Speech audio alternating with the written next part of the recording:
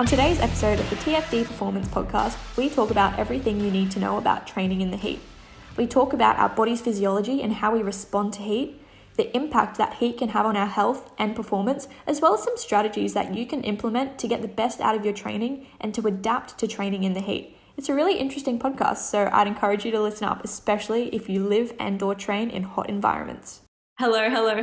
Welcome back to another episode of the TFD Performance Podcast. I am your host or co-host. I never know how it works, Geordie, when this is your podcast, but I'm the one always running the show because you always put me on the spot with these intros. And I feel like I really had a bit of a plateau there for a while in terms of being thrown on the spot, but I feel like I'm back with a vengeance and I'm trying to get on top of it. But Geordie, welcome back. Today, we're going to be talking about training in the heat. Yeah, thanks, Loz. You definitely had a little performance rut there, but you've pulled yourself out of it and you're coming back strong. And I think you reevaluated, you sat back and you changed a few key things in your camp and your preparation. And now we're looking really good for these intros. It was just a couple of performance reviews on the side there really kind of highlighted to me that I need to get my game back on track. But anyway, performance in training in the heat, super relevant because it is hot. I think it's the first day in Brisbane where I'm from where it's cracked over 30 degrees. Oh, wow. And not even November yet. So obviously going to be a very hot summer out here, which is very lovely and it's awesome to train in. But there are a lot of considerations you need to take into account when you are training in the heat. And that's what Loz and I are going to go over today. For sure. And even if you're kind of just listening to this intro, like, is this podcast for me? Kind of just clicked on it because I'm such a loyal follower to the potty. This information is probably going to be relevant to you if one, you live and therefore train in hot conditions, or two, you live in a colder climate, but you're actually going to be competing or traveling to a really hot place to train and or compete. Or the third one, like Geordie just said, you live in the Southern Hemisphere and summer is coming and you need to get better at dealing with the heat because I don't know what it is, but literally everybody will always make a comment like, oh my gosh, that was so hard, or it's going to be really hot, therefore my session's going to be so much harder. And, in this podcast today, we're going to break down why we kind of make those associations and why sometimes exercise does actually feel harder when it's hot. Because while we all respond differently to heat, ultimately our human body, we all kind of respond in the same way at that physiological level in terms of how we deal with heat and the things that are going on inside our body to try and cool us down. And that's what we're going to be talking about today. Yeah, and I think it's important to note too, it's not just relevant for endurance athletes. That's what me and Loz talk about a lot, but all athletes, right? Like MMA athletes, rugby athletes, soccer athletes, like anyone that does any sport where you're exposed to a hot environment. That doesn't even have to be if you're out in the field. Like I remember playing rugby and you're out in the field and when you're in the beaming sun, like obviously you feel that difference. But when I've been doing jiu-jitsu and say you're in a hot room and there's not good airflow, when you're in there in the summer, your body temperature just skyrockets. You sweat so much more. So every athlete who is exposed to any type of increased heat will benefit from hearing this. That's a really good point because yes, we do often talk specifically to endurance sports when we're on the podcast, but as well, when we talk about training in the heat, it doesn't just mean you're training in the middle of the day under beaming sunlight. It could be, you're in a gym with crap conditioning. If you're a CrossFit athlete, 99% chance you don't have an aircon or a fan in your gym. So it's going to start getting super hot. Or again, if you live, in a tropical climate and when you're training at 7:00 at night, it's still really hot. This podcast is for you and hopefully we can help you to understand why your body is responding the way it does during heat and what you can do in a way to try and get better at coping with it. Geordie, I suppose we should probably start off by doing a little crash course on temperature regulation and how our body regulates temperature. What do you think? Yeah, that's good. And there's a cool term here I want you to go over, endotherm. What does that mean? For sure. So we're all endotherms. Actually, everybody listening to this, unless you happen to be a snake and you're listening, you're actually cold-blooded. But what an endotherm means is that we're warm-blooded. So all of us have naturally warm blood and our body loves balance. And as such, our body works really hard to try and maintain our internal core body temperature around 36, 37 degrees. So just for reference, during COVID, everyone was putting thermometers at your head and beeping. And that's because during, when you're sick, typically your core body temperature will increase. So typically a healthy body temp around 36, 37 degrees. And thermoregulation, which is our body's ability to regulate temperature, is a huge part of maintaining homeostasis. And people might have heard that before, but it's ultimately just our body trying to maintain like a constant environment within our body so that we can continue to live and thrive. And our body's very clever. We detect sensors and changes, through our skin, we can tell. And ultimately, there's a big message center in our brain called the hypothalamus. And this receives messages from around the body to kind of signal to us if it's hot, cold, changes in temperature, all those types of things. And whether it's hot or cold, our body will send different signals to cause different reactions. But today we're talking about heat only. So we're just going to focus on that one. And ultimately, if we start to get too hot, we can feel that temperature is rising. Our hypothalamus sends signals to our body via the nervous system to do a few different things in order to maintain our body temperature. So one of those, and probably the biggest one when we're talking about the heat, is sweat. So when we start to heat up and our body recognizes that, we need to cool down in some way, we have increased sweat production. And what this is obviously liquid that's secreted from glands onto our skin surface. And what this does is it takes the heat out of our body and it's evaporated into the air. So ultimately sweating works by, sweating cools us down, by evaporation. So it's pretty cool to think, our body has this process that we secrete water onto our skin and then the air sucks it up and we're cool. So ultimately sweat carries heat away from our body. And as a result, it also takes some fluid with us, which we will talk about later, but again, can lead to dehydration because sweating, losing fluid, we need fluid in our body. However, the rate at which this sweat evaporates can be severely influenced by things such as our external environment, such as the temperature and also air movement. So what I mean by this, and I think it's important for people to understand, is that if you're, say we're running, right? If you're running in a really humid, kind of still environment, your sweat is very similar to the environment around you and it's probably not going to evaporate as quickly. And that's why when you're in a really humid environment, it feels sticky, you just feel sweaty all the time. And it's a really suffocating type of heat. And for all of those people that just participated in Kona, watching a few vlogs and everything, it came up so often that they were just so hot and so humid and they were just always dripped in sweat. And that's because your body really struggles for that sweat to leave your skin when the conditions are like that.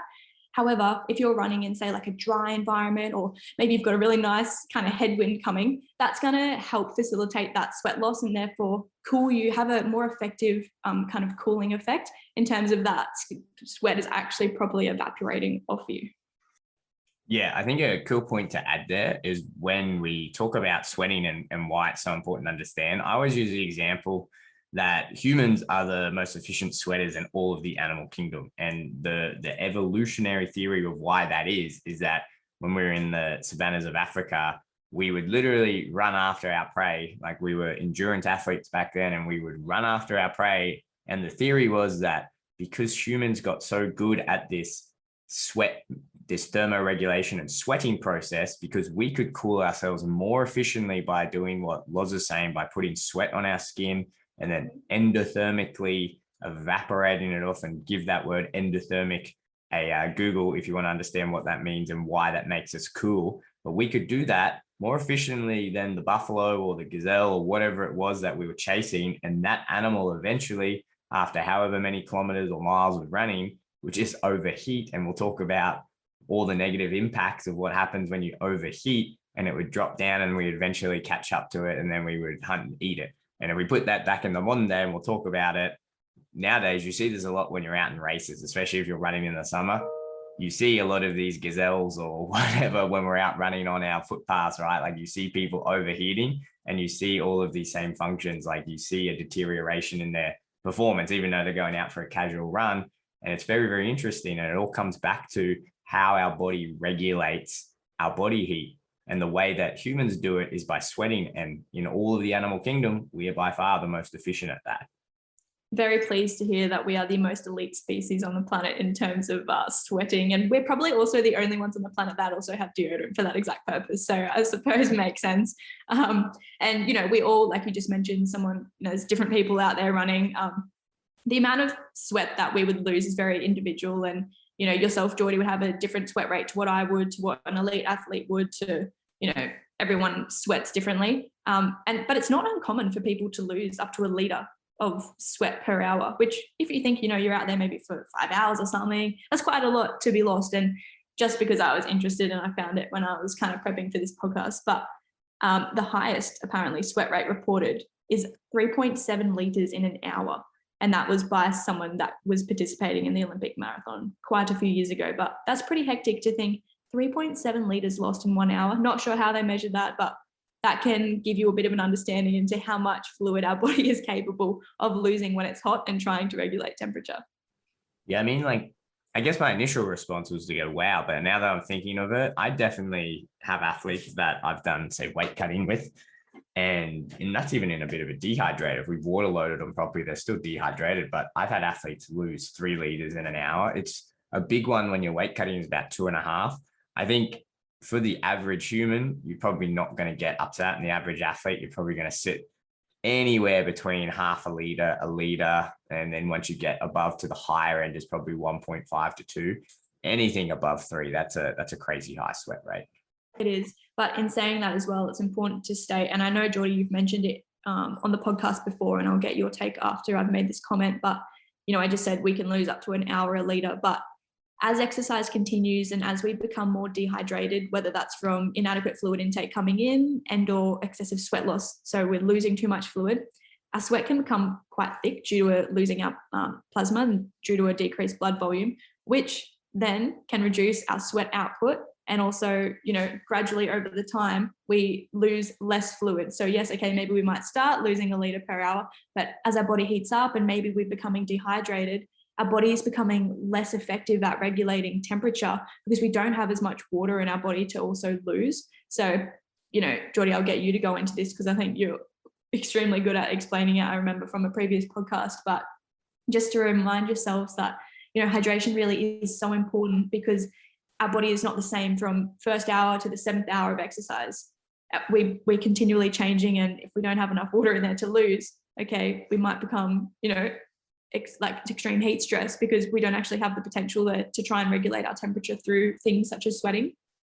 Yeah, it's an important concept to understand. I'll go into it, but the reason why you need to understand it is because overheating and dehydration are so intricately linked. So if you think about everything Loz just said there, is that the way that our body regulates our core body temperature and regulates this excessive heat. And remember, we're producing heat, not only just being outside and having the sun shine on us, but when we're working out and we're contracting our muscles, we're producing heat in there. So we've got that internal heat. So our body has a lot of it to deal with and a lot of it to get rid of. And the way that it does that is by circulating blood around our body and pushing the fluid, or we call it the plasma volume, from our blood onto our skin. And that's where we see that sweat, and it's that sweat evaporating. Now, there's a few points you need to be mindful of here.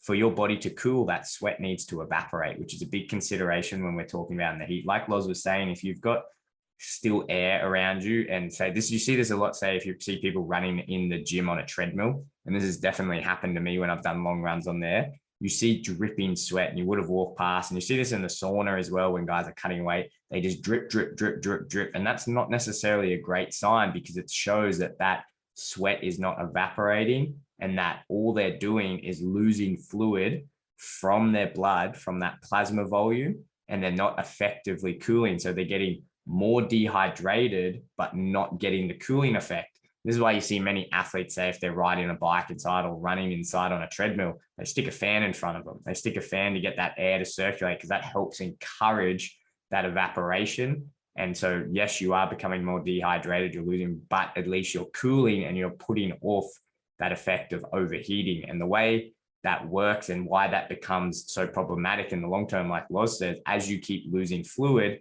your body really, really, really wants to protect the fluid in your blood, which makes a lot of sense because fluid in your blood is supplying all the oxygen, all the nutrients around your body to your working muscle.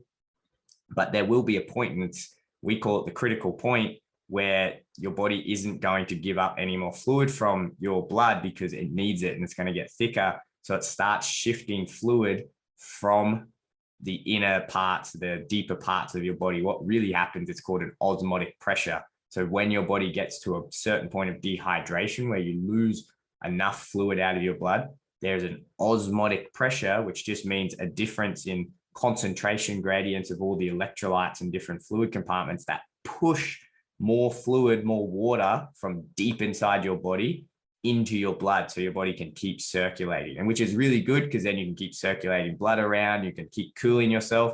Problem is now that you've lost fluid from those deeper parts in your body, which is further going to contribute to this dehydration. And then once we get to a certain level of dehydration, we really struggle with overheating, and we really struggle with managing that heat. And that heat can have some real negative effects on physical performance. That was a good explanation, Geordie. Thanks so much for that. And I think hopefully a lot of listeners kind of had that aha moment as well when you said, when you're in a gym and you're on a treadmill or you're on a bike where you don't have that air circulating, yes, of course you're sweating, but that sweat's just dripping on the floor. It's not necessarily evaporating. And even though I know this, you still kind of you just forget to make that correlation that even myself, when I'm on the wind trainer, I'm not even working as hard as I would be on the road, yet my sweat is just dripping everywhere. And it's because, okay, yes, I'm sweating, but it's not going anywhere. It's just kind of dripping onto the floor and making a mess. So good reminder for those of you listening to this, if you are having long sessions on the wind trainer and or training inside, chuck a fan on, whether you've got a ceiling fan or one in front of you. I think that's a really good little tip. Yeah, absolutely. And even if you are inside, crank the aircon on, right? Like at the end of the day, if you can decrease the overall temperature, which you'll still obviously by working out, increase your core body temperature and start overheating, but it will make it a lot easier if you're in a cooler environment. So not everyone has access, to be honest. I don't find unless I'm in a hotel gym or something when we're traveling. Like I'm trying to think. Yeah, I was like, I don't want to sound too like pritsy, but like my gym in our apartment building, yeah, we have aircon, but most gyms you go to, most recreational gyms do as well. Yeah, most rugged gyms that you go to, like CrossFit gyms, my jiu-jitsu gym, my MMA gym, most of them, my weightlifting gyms, they don't have aircon. That's definitely going to be a problem. Crank a fan on if you're in there. Yeah, for sure. And I think another way our body regulates temperature, which you kind of alluded to, I think, Geordie, is our blood. So what happens to our blood vessels? And it's called vasodilation. And ultimately, when we're hot, the blood vessels, so the vessels in our body that carry blood everywhere, they actually dilate, so they get larger, so that they can pass more heat to our skin to then leave our body. So this is often why we get really red when we're exercising, and that's because those blood vessels close to the skin are spreading out. We've got a greater surface area so that our body can pass that heat through. And again, instead of evaporating this time, it's called convection, losing heat through convection. It sounds like we're talking about ovens now. However, our body's pretty clever and we can regulate our temperature through multiple different ways, but the predominant ones here are sweat and also vasodilation. So again, that's increased cardiac output, which we'll talk about soon. Yeah, and I think let's start talking about what you need to do when you are training. So let's say we have an athlete, well, every athlete down in the Southern Hemisphere, in Oz, New Zealand, everywhere else in the world, it's getting hot. We do train outside. It's so nice. We're going to train. What are some things that we can do to make sure that we're coping with this heat? For sure. I think as we've mentioned many times and spoken about in great detail on our podcast, Geordie, is staying on top of your hydration. And that is very, general advice because everyone has different fluid and or, salt requirements. However, it's not always viable to replace 100% of what you lose. However, aim of the game here is to try and get as close to that as possible so that we're not having too much fluid loss through sweat, and that we are staying hydrated. So of course, yes, water, but also accompanying that water with electrolytes, predominantly being sodium, so that we can maintain fluid balance and help to keep that fluid in our body instead of just passing it straight through. So whether it's, we've mentioned before, if you want to try and get a gauge of how much sweat you're losing, weigh yourself before training, after training, try and think about anything that you have during, and that can help you to get that kind of number of, okay, how many liters did I lose in sweat today? So that you can make sure that you've got enough fluid with you during training and or replace afterwards. So I think one of the biggest ones, of course, yes, is staying on top of your hydration. But another big thing that's kind of not nutrition related would be heat acclimation, which, for us in the combat sports world is a huge thing, but it's actually not just important for our combat athletes.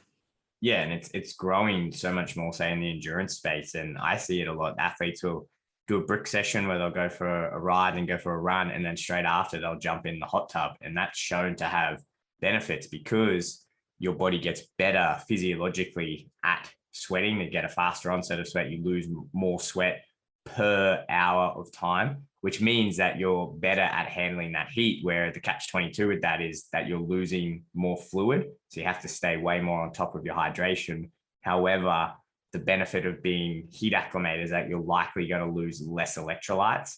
So even if you're just putting in a bit of electrolytes, you can retain the fluid that you are putting back in, which can become a big problem as if you're getting really dehydrated and you're trying to replace that fluid, but you're not putting in adequate electrolytes. And you see this all the time in races, guys pulling up to the side every 20 minutes and they're peeing. And then they subconsciously think, oh yeah, I'm doing really well, like keeping on top. It's like, oh, you kind of want that to be staying in your body. You need to put those electrolytes in so you're staying in. So I think, yeah, heat acclimation is something that all athletes who do any type of training or competing in the heat, if you're not regularly training outside or in a hot environment, say you only have access to like your air conditioned gym that you're in every single day, then it's probably worthwhile to do some heat acclimation training. If you are outside and you're running on the track, or you've got sessions in like a really grungy gym and you are quite hot, you will get the natural benefits of heat acclimation. That will just occur as a physiological effect of being in the heat. So you don't have to do additional sessions on top of that. But I think we spoke about what you do to stop it. I think I wanted to touch on that first before we talk about what happens to the guys that stuff this up, because it's really serious. Like if you get overheating and you get, mild heat stroke and you experience this, if anyone's gone through it or seen people in races or whatever go through it, it's really not good. So yeah, Loz, talk us through what actually happens to the body or our performance when we go through this. For sure, yeah. And as we kind of was speaking about with the sweat, in terms of, the more dehydrated we become, the less fluid and the less blood plasma that we have. So our blood becomes quite viscous, which means it's quite thick. And if our body is trying to pump, this thick blood through our arteries and through our body to supply oxygen to our working muscles, that adds a lot of strain on our heart. Our heart is the big muscle in our chest that loves to pump that blood around. And what we call this is ultimately, increased cardiac output.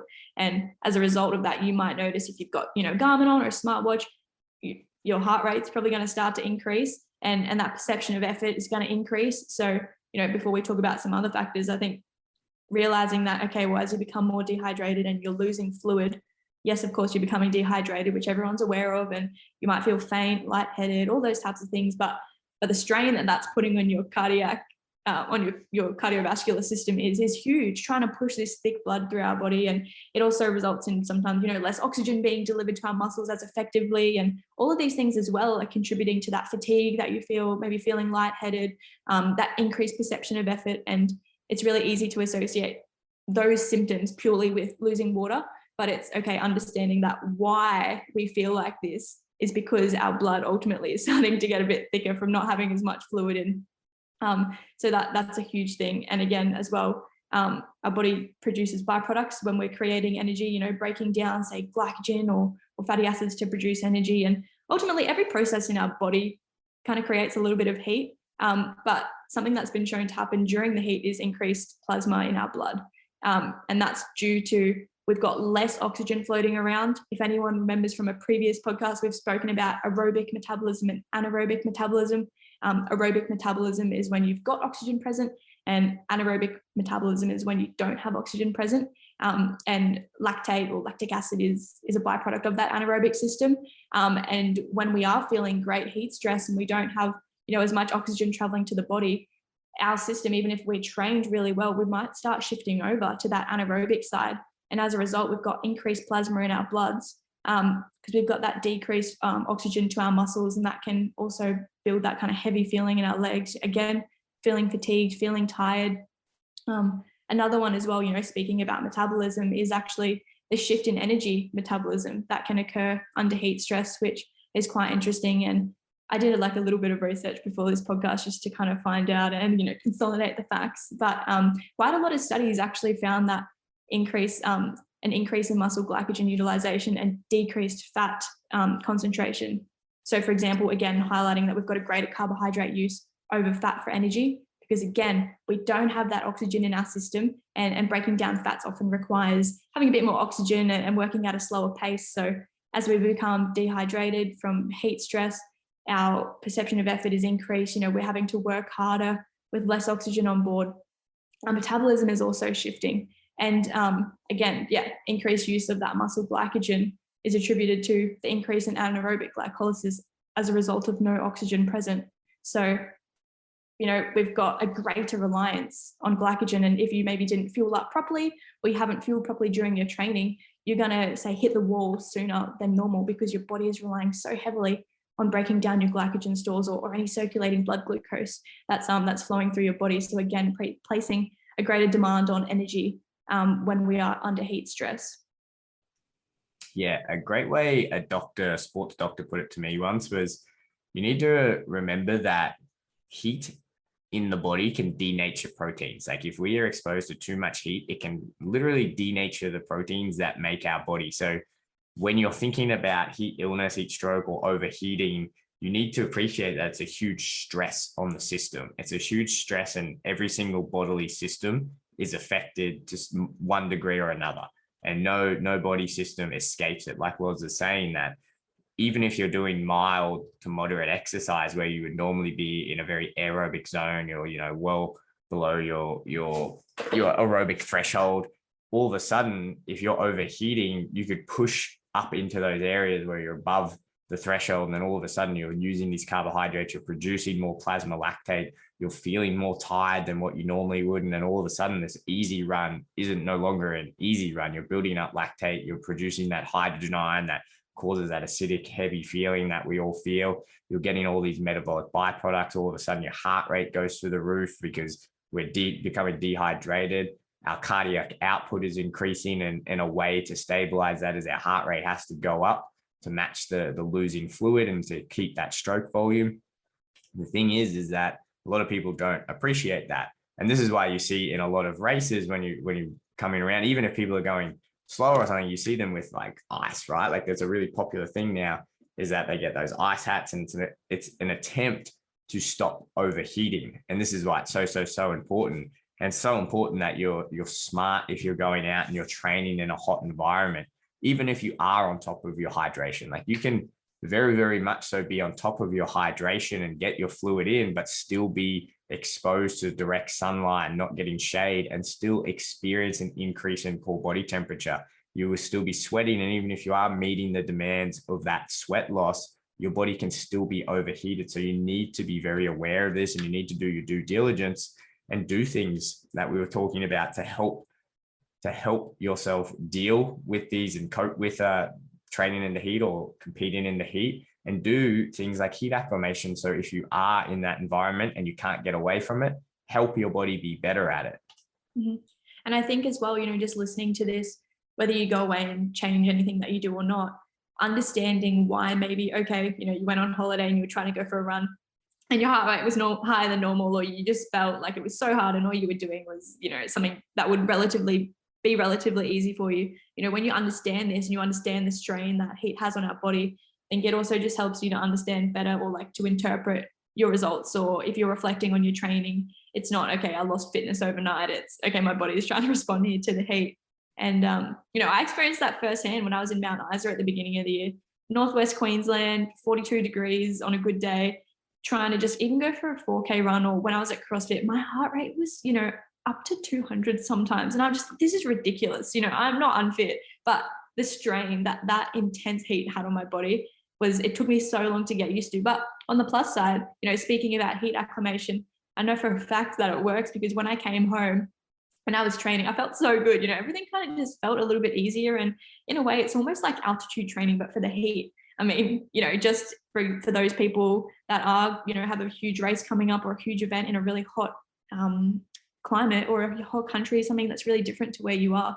If you have the resources, the time and the money to get there earlier, it's something that can really help you to adapt and also to feel good on the day, because it definitely can take it out of you if you're not used to the heat. Yeah, completely agree. I think if we're going to leave the guys with top tips, so I think some of the negative things that can happen if we are training and we're exposed to this heat, physical performance, we're obviously going to shift, and we're going to use more of that glycogen where we probably would be using fat. Those easy runs where we predominantly burn fat, we're probably going to eat into glycogen.